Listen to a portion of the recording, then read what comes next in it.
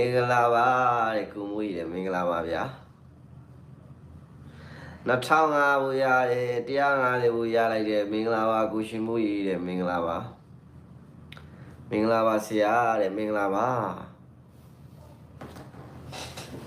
ညနေပြန်ဦးကြမယ်ဒါပဲပေါ့ဗျာ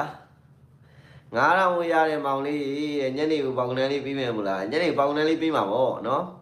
9000ဘူးရပါတယ်တဲ့ဟုတ်ကဲ့ပါ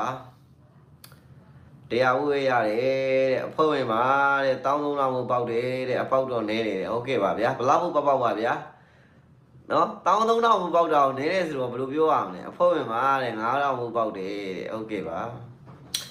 3000ပေါက်တယ်ဘယ်သူတွေပေါက်မပေါက်ရွှေမိုးလိုက်တွေကသူတွေပေါက်တယ်ဗျာ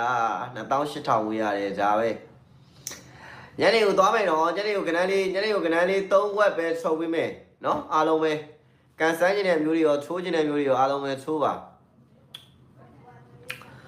ပေါက်ပါတယ်တဲ့အဖို့ဝင်မှာတဲ့4000မိုးတယ်ဟုတ်ကဲ့ပါ